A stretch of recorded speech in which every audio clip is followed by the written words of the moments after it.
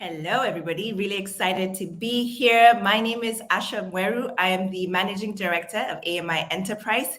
What do? We support workplace learning across Africa for different teams, fast-growing companies, large corporates, and I'm really excited to be here today.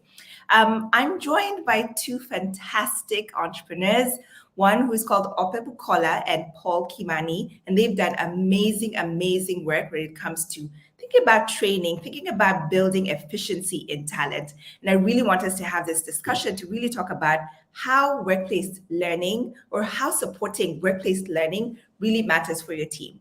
An interesting fact, and I like to say this a lot, is before I was managing director for AMI Enterprise, I was actually in talent and HR. And so if you're a talent professional, if you're in HR, I completely understand where you are. I have done this before in terms of really thinking about teams development, and I couldn't be more excited to really lead AMI Enterprise into something I truly believe that is fundamental in the ability to grow our companies. So I'm really excited. If you have any questions about learning and development, if you struggled with really articulating how learning and development can truly transform your team, this is a place. Please ask questions, talk to us, put in the questions in the chat, ask Ope, ask Paul. We couldn't wait to hear the questions. I'm going to start with a quick stat. And if you're watching and if you're able to interact with us, feel free to put in some of these questions in the chat. If somebody asked you, what are the 3 key things that you think employees need to stay in your company, to really be able to perform at the level that you want? What are those top 3 things? If you can put them in the chat, we'll read them.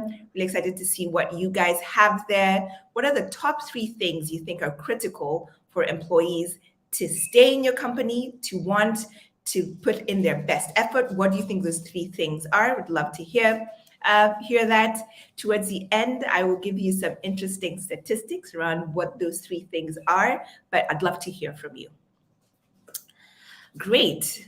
I'll see some comments coming in and I'll read them as they come. Good. I see Neville is here. Fabrice, welcome. James as well. To everybody who's coming in, welcome to our webinar. And without further ado, I would like to welcome our 2 panelists. I'll start with Ope. Great. Welcome, Ope. Good to have you here. Thank you for having me. I'm excited for the conversation. Great. Ope, you and I met a couple of weeks ago, and I was just so thrilled to meet you. I've never really had a chance to interact with you, and something really struck me, and I think I've said this over and over again, your passion for really transforming just the workforce into people who are fully realizing their potential. Maybe just a quick introduction of who you are and a little bit about Kibo School.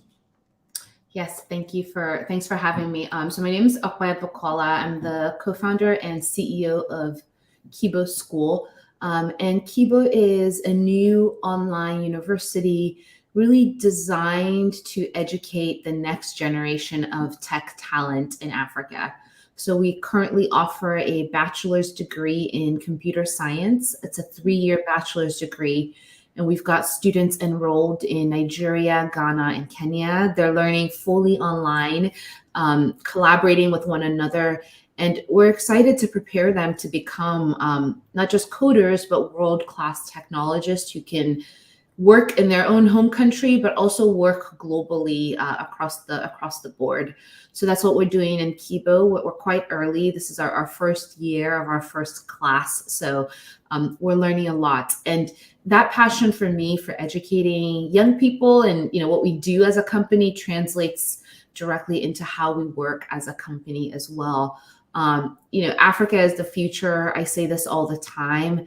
The fact that we are the youngest continent in the world, the fastest growing, means that a lot of the world's future workforce is growing up on the African continent. So it's really critical that we prepare them with school like we're doing at Kibo, but also even as a workplace. So I'm really excited for the future when that young person in Mombasa or Ibadan or Kumasi, wherever they are, will be globally competitive to work for a company anywhere. And so that's kind of what drives me as I think about our internal workforce and making Kibo a great place to work and build your career.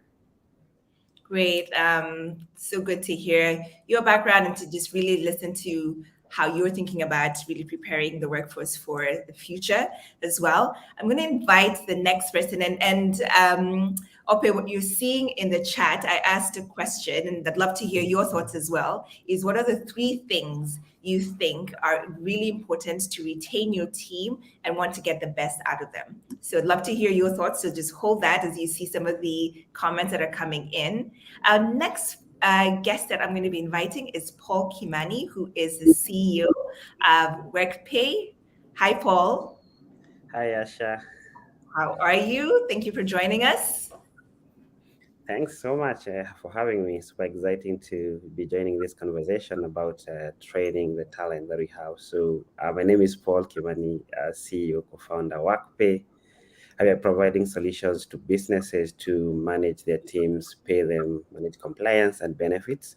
And we are doing this for companies that are hiring in Africa. So again, we are super excited and passionate about the continent, helping them to be able to hire people regardless of where they are or how they are working. And so that because we believe that we actually, as my panelists were saying about Africa being the youngest continent, we have we are the workforce of the world. And, going forward, most of the companies are going to be looking into Africa, into looking for their human resource needs. And it's super important that we're able to really train these people, be ready as a continent when these jobs will be looking into us. And we want to be part of that conversation and excited about what companies are doing around that and what people are being very deliberate in making sure that in our small ways, we help the continent to be ready for the opportunity that is ahead of us. Great. And I love the fact that you both have similarities. You're kind of really preparing people for the next phase of opportunities that will be coming our way. I want to talk a little bit about being an entrepreneur. I think we're touching on this a little bit and how glorious it is to be an entrepreneur. For Ope, when did you have that aha moment where you're like, this is a problem that needs to be fixed? And for you, Paul, as well, when did you have that aha moment and said, this is actually the solution that I want to provide the talent and the talent space, essentially? Yeah, I think for me, this is a problem I've actually seen for a while. So I don't know that I had one aha moment. It's probably a decade-long aha moment. So I was born and raised in Nigeria, and my family immigrated so that we could have better education opportunities. And I think that's a common story across the continent. So even as I was able to go abroad for university, I saw many of my family members, my cousins, etc., struggling with the challenges of Nigeria's education system. As I got to know people from across the continent, I saw that it wasn't just Nigeria. And so I think for a long time, I've sort of thought, how can we provide a better option? Like, how do we need like better universities? We need places that train better. So it's a problem that has been apparent to me for a while.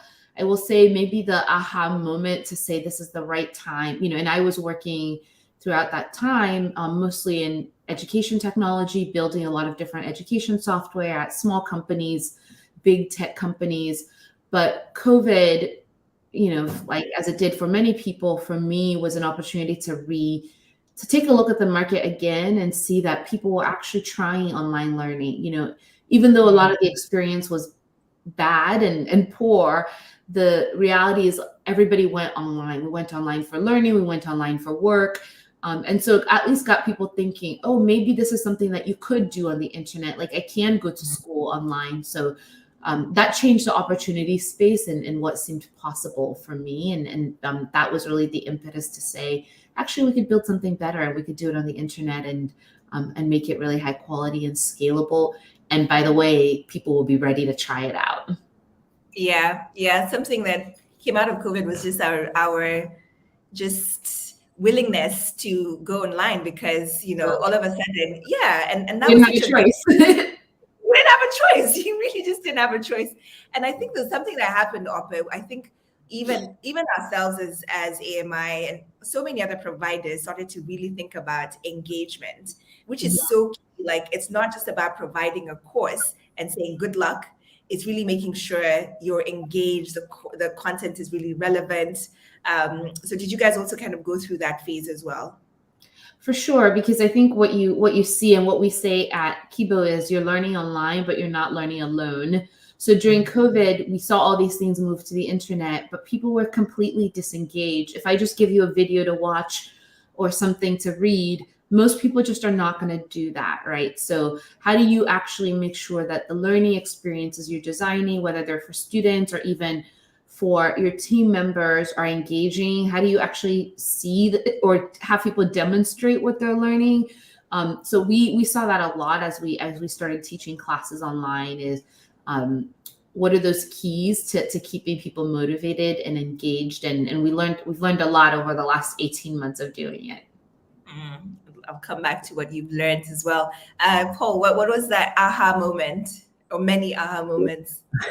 Yeah, I think as a is saying that most of the times, like you don't have one particular aha moment, but experiences. And as human beings, as entrepreneurs, probably we are products of experiences. So you go through various experiences, and then that's very many experiences like make you understand, like they see the problem that you want to solve. And the good thing or the bad news about Africa is that we have so many problems that we need to solve. So if we are looking keenly around, there are probably so many problems that you want to solve. So my background is actually in electrical engineering, and you may wonder, what the heck is an electrical engineering doing in HR and payroll staff? Is that I happened to have worked in various companies, and I did not like the experience on how, number one, we were being managed, number two, how we were being paid, and also the way we were sort of just having that conversation between an employee and an employer in terms of how do you, let's say simple things like, for example, how do you request for time off, how do you ask for reimbursement and those kind of stuff. And I thought that there could be a better way that businesses could be able to engage with their employees when it comes to these very, very administrative tasks and things that you don't really necessarily need to interact with a human being for you to be able to do that. And the way I came up into building Workpay, that after working in various companies, realizing that was not the thing that I wanted to do, just started an engineering company, a software engineering company, just building sort of softwares for other businesses. And while we were working with those companies and many businesses, just interacting with them, it became clear and also boring back from the experiences that I had working with other companies, that there should be or there could be a better way that businesses are able to sort of manage their people or even pay them. And then COVID happened, and that helped us to accelerate our footprint across Africa. So, when COVID was happening, we are just having a couple of customers in Kenya, but then COVID happened, businesses started to hire people remotely, companies outside the continent started also looking for employees within the continent, but they were like, how do we even hire these people? How do we even pay these people? And then we saw the opportunity, and then we decided, you know what, we can help companies regardless of where you are.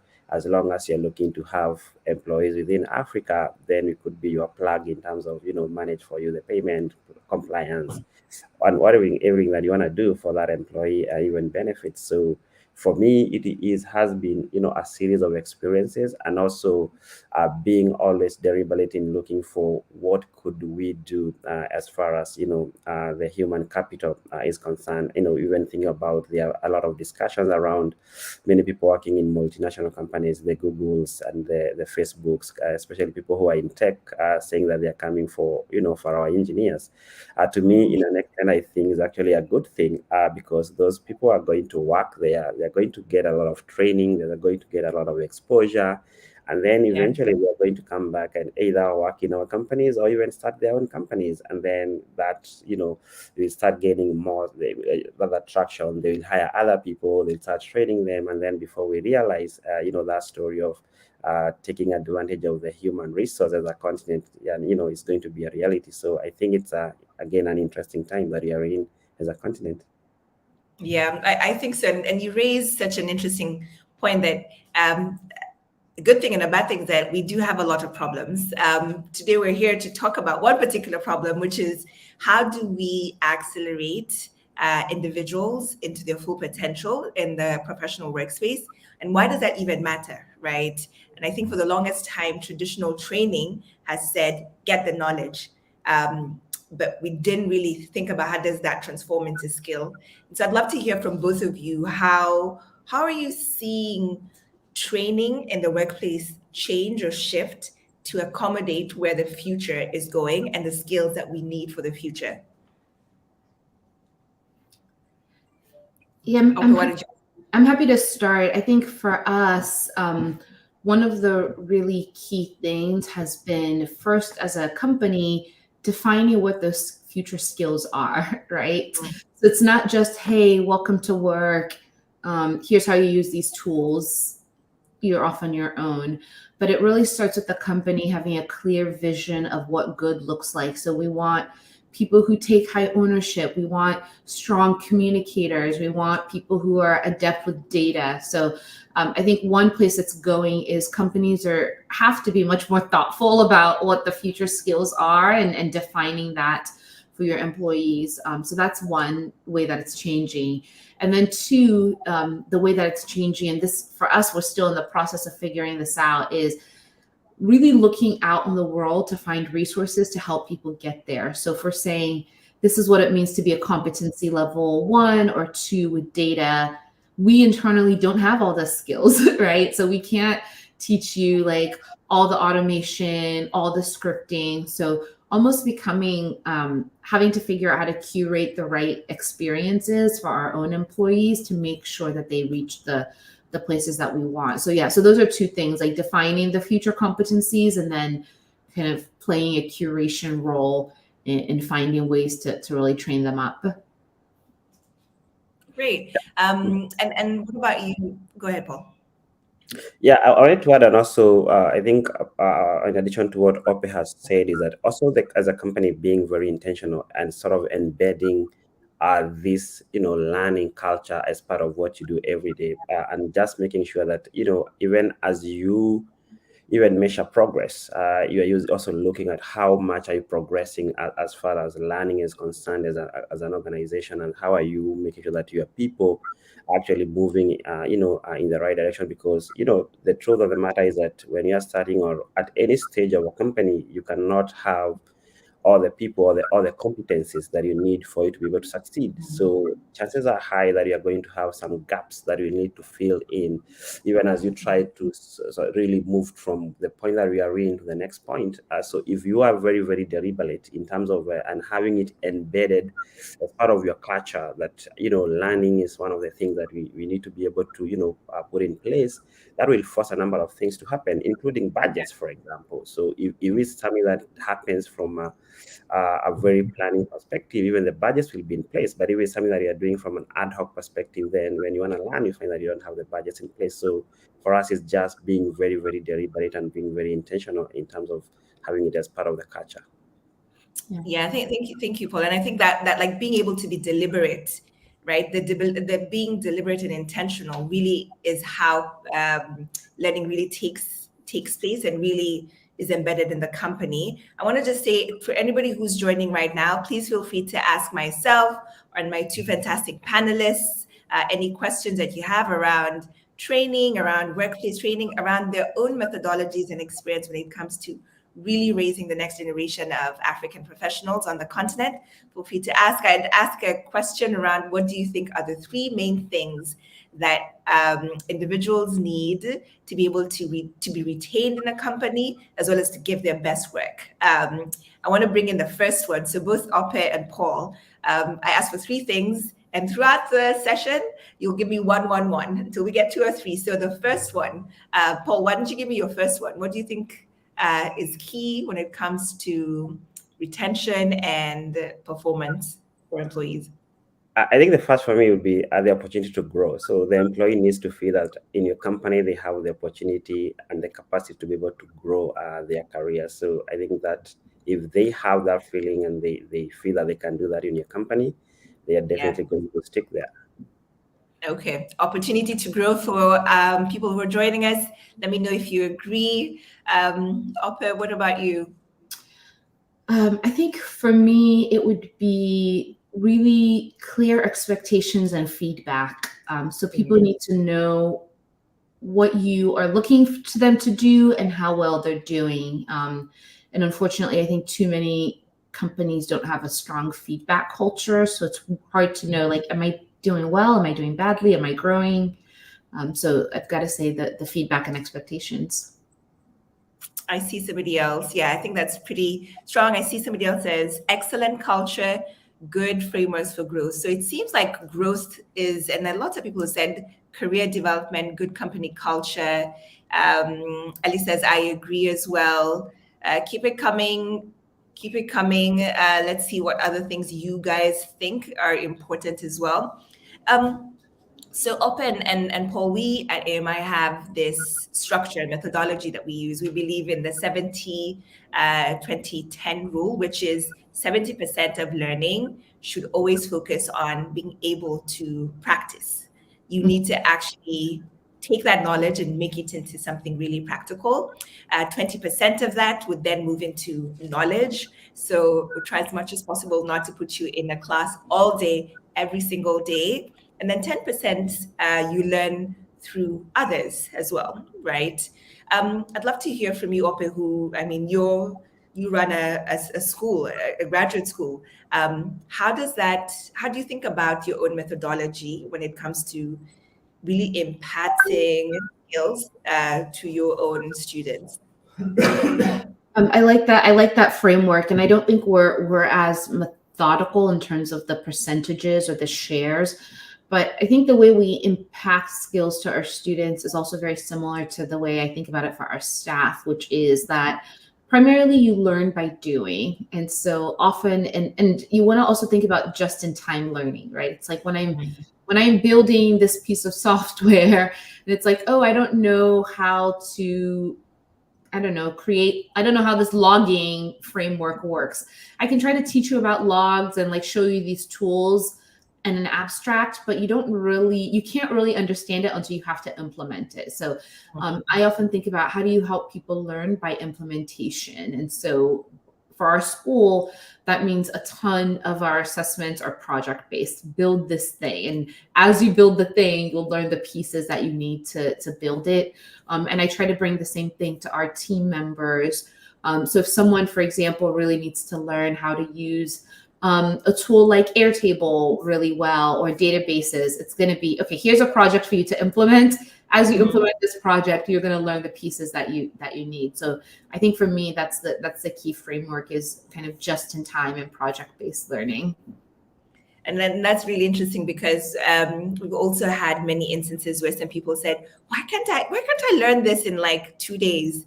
And we have to also take people through the process of, well, you have to make it into practical and practice, and that doesn't take 2 days as well. Have you had instances, Ope, where you had to really explain that kind of long-lasting habits and long-lasting skills take a longer time to develop? It's not a one-hit wonder. Oh, I mean, constantly. I think even our program, when people ask, "Oh, why is this 3 years? Couldn't I learn to code in 3 months?" I'm like, sure, you can certainly learn something in 3 months. I don't want to say that you need forever, but if you want depth of knowledge, it takes time, right? Like expertise takes time to build.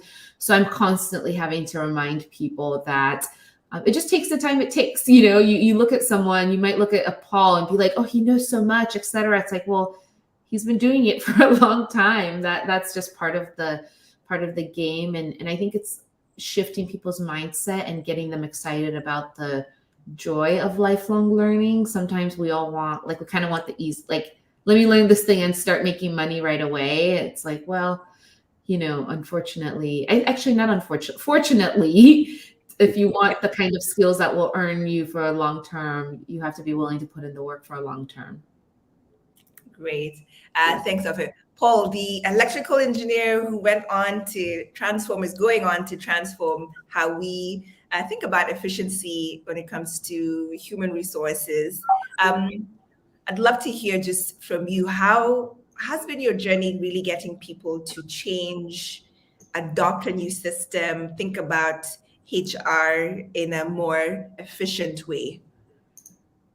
Yeah, absolutely. So it has been an interesting journey, honestly, and just having to have conversations from people who are outside your profession. So number one, we are talking about learning. So one of the things that we had to do ourselves, as even my co-founders, electrical engineers, is to just first learn in terms of what do we need to be able to understand, how do we need to be able to communicate to the people that we are selling our products to. Think of people in human resource, people in finance. You have to really be an expert when you're selling a product to a certain group of people. And especially we work mostly with the medium-sized companies across the continent, and these are people who most of the time they don't even have the budgets for them to be able to acquire the products. They even at times we have we say that people at times are used to inefficiency so long that they don't realize that they have a problem. So we also have to sort of educate them in terms of there's actually a better way that you could do this. So for me, as Ope was saying, that it has been a lifetime kind of learning in terms of trying to always think and make yourself better from reading, from interacting with other people who are in the space, and trying to generally just get some knowledge from them, and then trying to use that knowledge to be able to sort of sell your product to these people, and not even build the product. Because, for example, if you are trying to sort of build a HR product, you have to understand the HR processes. You have to understand, simple things like, for example, what are the regulations around the time leaves, time offs, and the like. How are people paid? If they have any time off to be paid. So you have to really understand those kind of stuff, and you can only do that if you can only build a product of such magnitude. You're able to understand and make yourself an expert in that. So the journey has been very interesting in terms of us trying to be able to really build the product and then be able to sell the product to people, educate the product on the need for that. But the good news is that part of one of the positives probably will reap from what happened during COVID. Of course, it had some really, really devastating effects globally. But one of the things that it did, it is actually accelerated, adoption of technology. So we are a tech product. Our product is accessible via cloud, and people now kind of understand when you tell them, you know what, you don't have to have a server at the corner of your office. You don't have to have somebody, doing, having to travel all the way to the office at the end of the month for them to be able to make sure that people are paid. So that has really helped in a very, very great way, in the sense that also people now understand that you don't have to have your employees in one room. They can be working in all corners of the world, and you can actually use technology for you to be able to ensure that they are hitting their KPIs. They are actually doing what they're supposed to do, and at the end of the month, you're also able to pay them and even file taxes for them. And it's an amazing feeling in terms of being able to do those things just at the comfort of your home, using your laptop or even mobile phones to be able to do that. So it has been an interesting journey, to say the least. Paul, I'm tempted to even put into the chat room, just ask the community if they had a chance to never work from the office or always work from home, which would they choose? But that's not the problem we're solving today. I know it's a lifelong discussion, and now we've ended up at a good, hybrid. I personally am for hybrid as well. So I think we're going to pack that. But for anybody who's joining us, let us know what your thoughts are there. You both touched on something that I'm also really passionate about, which is lifelong learning. And we want to make sure as AMI, we're creating this culture, even within organizations, where people are lifelong learners. They enjoy learning new skills that they can use then, and even at a much, much longer time. For people who are joining us, please let us know how you are thinking about lifelong learning and how to implement that. But for Paul and Ope, I'd love to hear from you guys. If you had a chance to give advice to a talent professional, a founder, someone who's trying to grow their career, what advice would you give them when it comes to becoming a lifelong learner or building a culture of learning and really implementing what they're learning? I think that for me, it would be create systems that value learning. So it's easy. Everyone is always like, I want to be a lifelong learner. I want to I'm going to butcher the quote because I can't remember it, but this book, Atomic Habits, I often use a quote from it, which the gist of it is, it's not about the goals that you set, it's about the systems that you build. So what I tell our team members is, okay, so if you're saying that you want to become a spreadsheet wizard, that's a nice desire, but what does that actually mean when I look at your schedule? Is there a 3 hours in your calendar every week that you're going to work on spreadsheets? So I think it's about, if you really want to be a lifelong learner, you have to create systems. And I have to confess that I've been bad about it this year, but I'm hoping to reintroduce it for myself in 2023, is to really have a few hours in my calendar every week that's like dedicated learning time, right? It's like, okay, I want to learn this skill and this is when I'm going to do it. And I'm going to have an accountability buddy that, hey, in 6 months, ask me how this is going and make me demo something that I've built. Because I think we all desire to be learners, but turning that desire into practice is really key.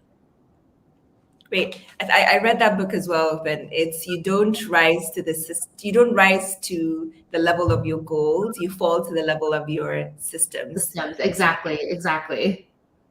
Yeah, and I read that and I was like, actually, it is true. It is quite true. So anybody out there is saying, yes, very true, systems. So you're saying even for organizations, they need to ask themselves, how are we rewarding and valuing learning of our teams? Exactly. Okay. Paul. Yeah, I think it's just in line with what Ope is saying. But for me, I would add that you really have to create a system that gives you the opportunity to be consistent. So you don't want to try and, let's say, as she was saying, that you want to learn about JavaScript in 2 months, as opposed to you want to do it like in a span of 1 year, or whatever skill that you want to learn. I think it is very, very important that you create a system that allows you to be consistent and allows you to be able to appreciate small incremental kind of learning. So in the sense that you're able to, span out that this is whatever I want to learn, then you're able to carry it into small bits. So that number one doesn't overwhelm you, because if you want to try to do something really huge, it's going to sort of overwhelm you, and you're definitely going to give up at the, in the middle. So if you're able to break it down and then be very, very consistent. There's I think it's a movie or a true story about some people who are trying to get to I think the North Pole or the Arctic Circle, and then they agreed. Probably have heard about this. Then two groups of them. One of them decided to be doing, I think, 20 miles every day, regardless of what happens. Either it's raining, it's going to be sunshine. They're going to do consistently 20 miles every day. And then the other one was like, you know what, we are going to be doing, as much as we can every day. So, and when days are bad, of course, when it's raining, they don't do it, so they just rest. And when it's sunshine, probably they do even 50 miles in one day. Then what that would happen is then the following day they'll be super tired, so they cannot do it. But the first group was like, either it's raining, either we are tired, we have to do at least 20 miles a day, even when it's very, very easy for us to do more than 20. We cannot do 20, we're just going to be 20.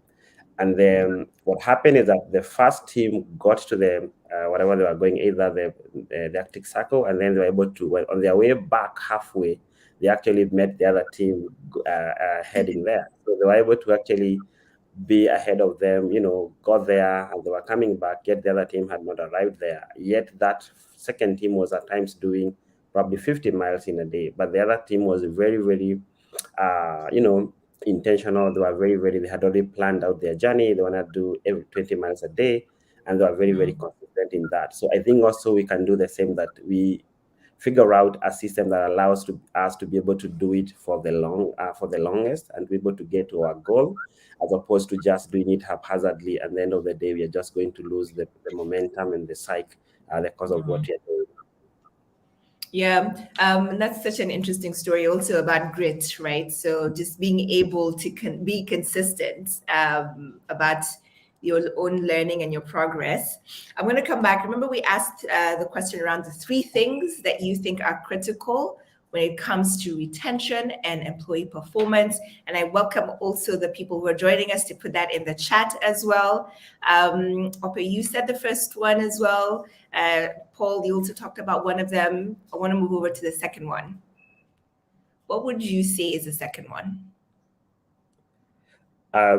I think for me it would be a great culture. I think right now our employees are very, very, intentional in choosing the culture they want to work in. So you have also to be intentional as a business in creating a culture that allows people to want to work with you. So I think great culture would be my second thing. Great. Man, Paul's took mine, but I'll just have to agree. I think, a great,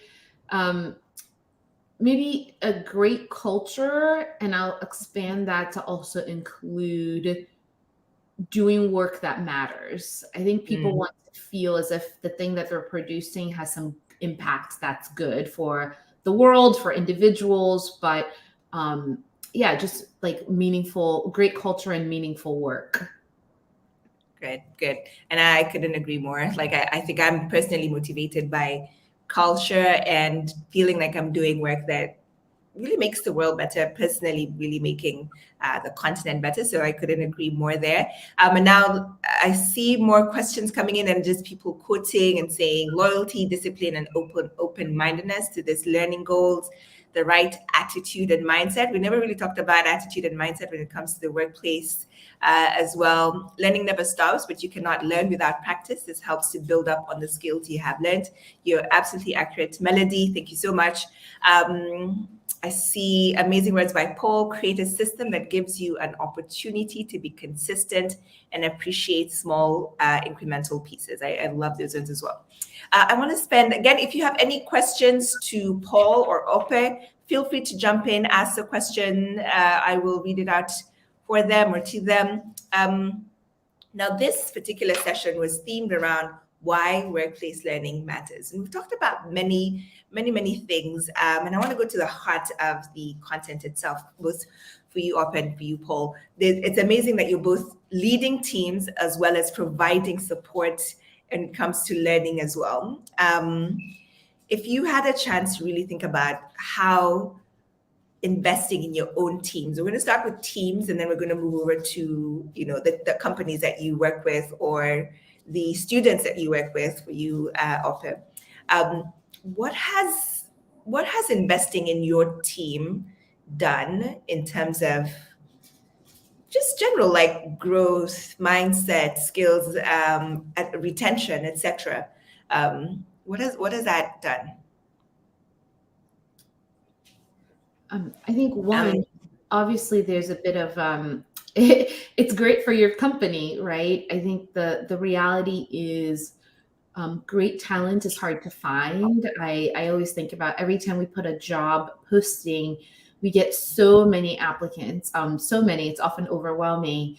But then as you start sifting through, you just realize that the level of skill isn't necessarily what it needs to be globally competitive. So I think the reality is that if you're an African manager, if you want amazing talent, you have to be willing to grow it yourself. And so one thing it's done is just put us at an edge as a company where we're doing things that when I talk to some fellow founders, they're like, wow, that's amazing. How are you doing that? And it's like, well, we took the time to teach people how to do these things so that they can be more productive, so they can be more efficient. So I think it just makes great business sense as a business owner.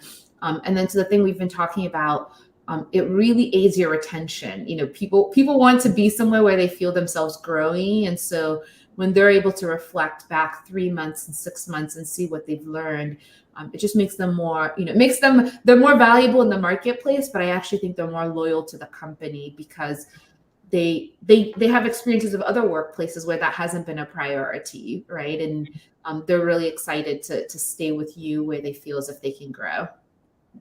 Yeah, couldn't agree more. Paul, what about you? I think the bottom line is that it's good for your business. So for you to be able to train the teams, you need to do so. And apart from just even trying to upskill people who probably has come, at a level that you want to upskill them to where you want them to be in the company, is that also the workplace is like really changing, and it's really dynamic in the sense of how things are changing on a day-to-day.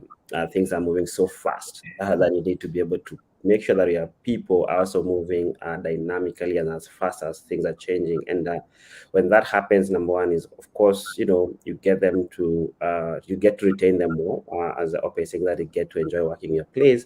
You get to boost their morale in terms of when they're working in you. Of course, that will improve productivity. And then the other things will be other byproducts, like, for example, you are going to have happy customers because if your people are more are well trained, they're going to be able to serve your customers better.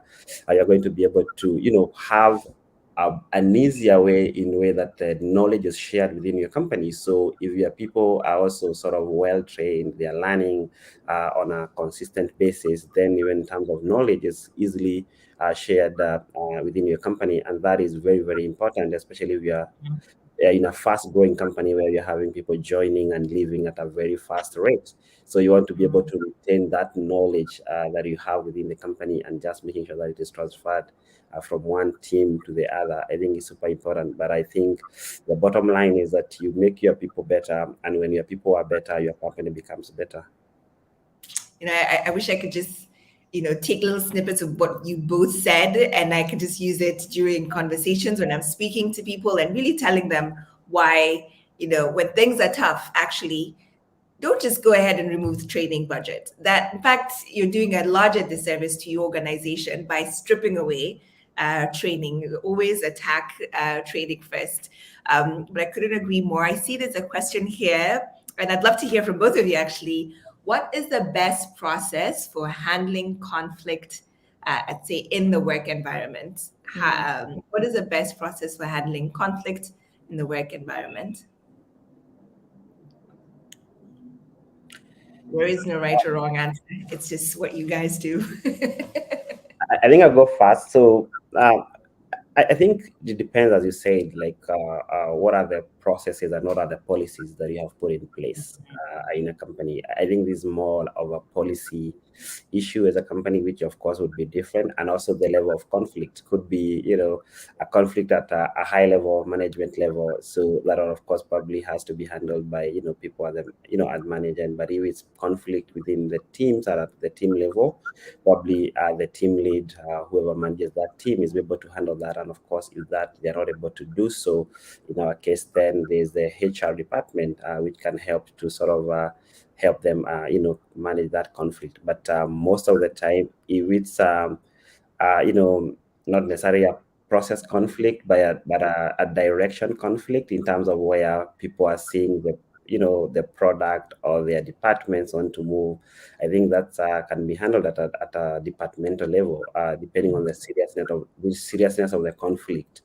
Then the policy kicks in, and I think it's very, very important that even when you're starting and when you have a business, you're able to have some of these things when things are good, because you don't want to find yourself when there are conflicts. That when you're asking yourselves, what's our policy around conflict management? How do we help people to resolve the conflicts? But these are things that happen every day. Okay. These are things that happen every day. You need policies and processes to manage them. What about you, Opa? I think I echo everything Paul has said. I think that the only thing I would add for more interpersonal conflict is making sure you have a culture of clear and honest feedback, which I was saying earlier. Oftentimes it's like conflicts boil over because people are afraid to speak up. So for us, I think we try to create a culture where it's normalized to give feedback. It's normalized to say, hey, that thing could have been better this way, or what did you mean by that? And I think setting a culture of clear communication goes a long way to avoiding conflict or to addressing them when they initially crop up. Agree. And just as a plug, we do have a course called Feedback, and it's actually one of the critical courses when it comes to management, because it's exactly what you said, that there's conflict comes up whenever you're working with people. It's part of life, like you said, Paul. And what we try and make sure that as managers, people, they understand as leaders that they will need to give feedback that's honest, that's direct, but that's also said in a way that's acceptable. Because sometimes the methodology or the candor sometimes can mean that it's delivered in a way that doesn't really support perhaps change. We have another question here. Is it better? Oops, it's gone up. I'd love to hear this one. Is it better to have an internal learning department which tailor makes learning modules, or to outsource from leadership development organizations like AMI? Obviously, I want to answer this, but but let me hear from you guys first. Why did you go first, Paul? So I think it's about capacity. So I'm just thinking, like, my organization, like, do we even have the capacity to create an in-house learning team for us to be able to do so? And then do we even have, the time to create competencies within the team for us to be able to do so? But there are things that you do in-house. There are things that you're able to train your teams in-house and create, like sort of champions within the company that are able to do the simple trainings. But if we are very, very, you have like real learning embedded in your organization, helping you to be able to learn some of the, things that are beyond what you have from a competency perspective, you'll definitely have to work with third parties. You'll definitely have to work with, other organizations like AMI in terms of upskilling your team. But it has to be sort of, it has to be both. It has to be some things you do in-house, but also some things you have to work with expertise outside the organization. Well said, Paul. Okay. Totally agree. I don't even think I have anything to add. Exactly what Paul said. Great. And then one thing that I want to say is we as AMI, you don't just hand us over and say, you know what, train my people, right? That's not the approach we take. The approach we take is that we're partners. Our goal is to make sure that as an organization, you're growing where you need to grow, and you're building up the skills that you need to build up for your team. So we work jointly. We have a full stack learning team, and what is important for us is not to just deliver, but to measure outcomes. We're most interested in outcomes. So it's not just about pulling together knowledge, it's just really thinking about that practical skill that is required. I see a couple of other questions. What do you have to say about micromanagement's effect towards the team? These are great questions. Micromanagement, again, please send that micromanager to AMI's management development course. But what about you guys? What would you say about micromanagement? I think one thing to think about is, what do we mean by micromanagement? I feel as if we all sort of have a sense of it, but clearly, excuse me, articulating it. And I think of micromanagement as behaviors that reveal that the manager doesn't trust the employee. And so then I would go back to, okay, why? Obviously, micromanaging is damaging, but in my experience, at least, it comes from a few places. And to sort of keep repeating the things I've said, one is you don't have clear expectations. So you're micromanaging because your employee is doing things that aren't what you expect. And so I often will say to managers when I coach them, have you set clear expectations? Because if you feel as if you need to look into everything, it's either you're not setting expectations clearly, you're not giving feedback about their performance clearly, or you're not creating systems that allow you to keep up with the work without going into too much detail. So micromanaging, terrible for the team, has a bad effect. But the first place I usually try to start to address it is looking at how expectations have been set to ensure that the manager can back away and let go a bit. Great. I couldn't agree more. Paul, what about you? I agree 100% with what she said, but probably I would also add that it really boils down to the culture of the organization. So, if the culture is right, you're able to really even pick that micromanagement from early on. You're able to actually see it happening, because it's terrible, as Ope is saying, for the team in terms of growth. So you have to be able to really create a culture of trust that allows people to be able to trust the people that they're given the job, they're actually going to do the job, and also create the system that allow you to measure whether actually the job is being done. But if that is not there, you're definitely going to want to sit there and see what that person is doing. Yeah. Hopefully, Nicholas, that helps to understand micromanagement, where it's from. I see Ellie says stepping back and let the team exercise their responsibility, but always verify as well. Keep it coming with the questions. We are going to the last 10 minutes. I'd like to give my panelists a chance to answer the final thing in terms of the 3 things. Remember, we had asked the 3 things that you think are necessary for a team to be retained as well as increase performance. The final one. Paul. I'm going to go, you need to compensate them fairly. Compensate them fairly. Compensation is key. And I'm glad you put it out there. Sometimes it's the elephant in the room. I'm glad you put it out there. What about you, Ope? I think that there have to be opportunities to grow internally. So there needs to be a way for them to keep progressing in their career at your company. And if there's not, people are going to leave. Growth is so important. Growth is so critical. I want to take the last few minutes to really focus on both the things you're doing at Kibo School and Paul, for you at Workpay.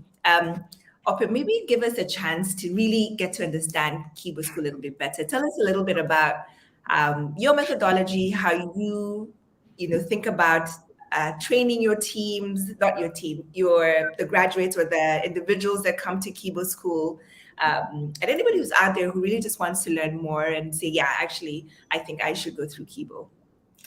Yeah, thanks. Thank you for asking. So as I mentioned earlier, we're building an online Pan-African university.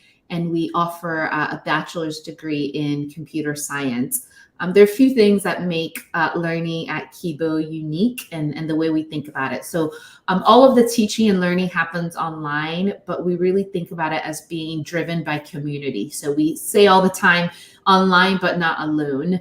So when students learn at Kibo, it's very much communal. So there's a ton of group work, a lot of group projects, which actually a lot of people don't like because it requires you to interact so much with other people. But that's key to being a great professional. All of us on this call, we're good software is not built alone, and nothing great is built alone. So even in our learning, there's a ton of emphasis on working together and also learning the tools of the trade, right? Like how do professional software engineers and managers work together? So that's really key. The other thing we focus on is not just giving you the skills, so really in-depth skills that's really rigorous, but giving you a great network. So that network is a network of peers that you're working with, but we also every student gets connected to a professional mentor. We have folks who work at Amazon and Google and Meta who are mentoring and meeting with our students regularly, because to succeed in work, the reality is that it's not just about what you know, it's who you know, right? Like who's going to open that door and give you that recommendation and help you get that great work. So building great network is a big part of it. And then lastly is skill-based work. So it's not just learning for book reading and knowledge sake. So as part of our degree program, every year students have to spend one term in an industry experience. So they're doing an internship, they're working on a product challenge, and they get credit for that. So you have to do it in order to graduate. But you can't have an experience where you go to school for 3 years or 4 years and then you start learning real world stuff. The things that you're doing have to be relevant from day one. So that's kind of how we design the program. And we've got students in those 3 countries, but you do have to be in certain cities. So in Kenya, for example, either Nairobi or Mombasa, in Ghana, in Accra and Kumasi, and in Nigeria, in Lagos, Ibadan, or Abeokuta. But those learning hubs are important because we want you to have people near you physically. We do a lot of meetups. Like we just had a community Saturday where everyone got together to do some fun stuff. But yeah, that's a bit about our model. I think we have one question for you, Ope. Are there age limits for programs at Kibo? There's no upper limit, but you do have to be at least 16 years old to enter the degree program. The majority of our students are sort of between 16 and 25. So kind of that university age or traditional university age, quote unquote. Great. Thank you. So if you want to learn more about what Kibo does, please feel free to look at Google Kibo. Ope, what is the URL for Kibo? Kibo.school, Kibo.school. Great. Hopefully, if you're out watching, please go check that out. And the electrical engineer who's running Workpay, tell us about Workpay and how people can plug in. Thank you, Asha. So we think about what we do as a mission because it's so critical in the lives of millions and millions of people across Africa. So we provide a solution that allows people to manage their employees and pay them. So, and what we have done is that we have built an end-to-end HR, payroll, compliance, and benefit solution that allows you to manage your people from the time you onboard them all the way to the time that they exit in your business. What is exciting about what we do is that we not only support companies that have employees in country, sort of think of like, for example, a company that has employees just in Kenya, for example, or a company that has just employees in Nigeria. So we also support companies that have multinational kind of a footprint. So, like Kibo, who have, operations in Nigeria, Kenya, Ghana, wherever they are, they're able to use our platform for them to be able to make sure that the employees are paid on time, which is very, very important to us. Then the third bit is where we help companies to be able to take advantage of the diverse and skilled people across the continent. So we say that, people right now, you can just get a very good, someone who can work in your company in a jurisdiction where you don't have operations or you even don't know how to hire them. Let's say you get an employee in a country like Togo, for example. First, you don't know even where Togo is probably, but you want to get somebody who want to work for your company there. So the idea is that as long as that person is skilled, as long as that person has something that they can offer to your company, you can use Workpay's infrastructure to hire them, to pay them, and you get the advantage of hiring from anywhere within the continent. And we are super, super excited about it and seeing the opportunities and seeing the very many skills across the continent and people for the first time having the opportunity to get people from wherever they want to hire them in Africa. Super exciting. And our URL is myworkpay.com. Yep, I see that right here. Thank you, MI, for posting the two wonderful panelist organizations, so Kibo and myworkpay.com. Thank you so much, Ope. Thank you so much. I know it's really early on your side. You spent some time just talking about just the future of Africa and how we can train our workforce. Thank you for shaping the future and efficiency when it comes to HR. Paul, thank you so much for both being here. For anybody who asks about AMI, well, check us out on our platform, African Managers or ORG. We would be so excited, really excited to interact with you. If you're thinking about how to transform your teams into really a more effective workforce, being able to really build that retention, please reach out to us. Reach out to us to have a consultation. Talk to us. Tell us how you want to partner, how you think we can provide the support that you need to grow your teams across the continent. Ellie, thank you so much. Thank you for everybody who joined. We will catch you on the other side. Great session. Thank you, every single person who joined. Bye for now.